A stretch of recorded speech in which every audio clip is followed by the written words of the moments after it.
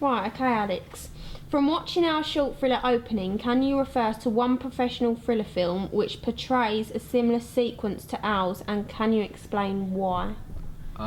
Shutter Island, which stars Leonardo DiCaprio, because there's not a lot of action at the beginning, but it builds like the suspense up, and the lack of action, it just sets a scene of where the character is as set in a wolf in sheep's clothing, because it's set in a suburban environment, and the lack of action shows like the obliviousness of the character to what's happening.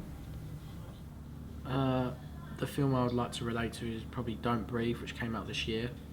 It had a very suspenseful tension in the air because, like your short film, it used a lot of sound rather than script to create the tension.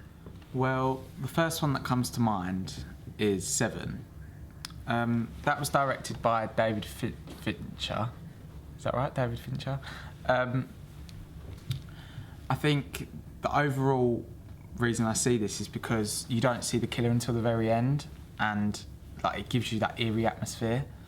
Also, the colour grading that David Fincher uses is very similar to the one in Wolf in Sheep's Clothing, and it's very dark and dull.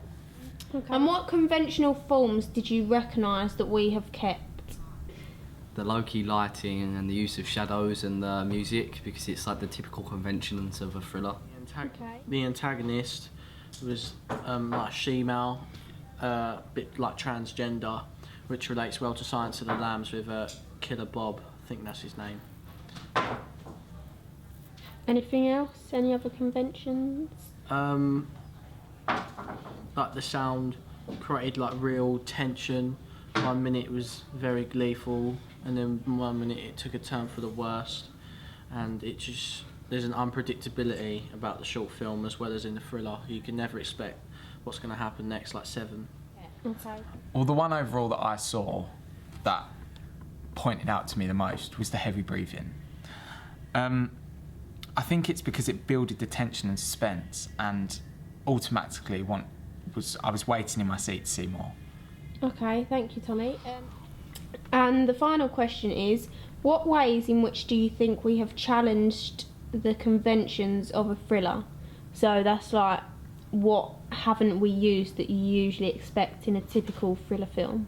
I typically would have expected a voiceover or a narrative at the start to set the scene, so I could get a feel of like the origins of the character or characters. In some thrillers there's a lot of dialogue, like where the dialogue is telling you what to do. With that film we had to assume what was going to happen. And we had did to you think for ourselves. That worked well, or? Yeah, it really like set the tone of it, like the unpredictability. It created a very unsettling atmosphere. Reminded me a lot of Prisoners, where there's not a lot necessarily going along. You've just got to follow everything here and there to get the gist of it. Okay, thanks, Ellen. One that I didn't realise that you had was black and white photography, and I think that's very typical in thrillers, and the audience are going to be expecting to see that, and that's all I can say.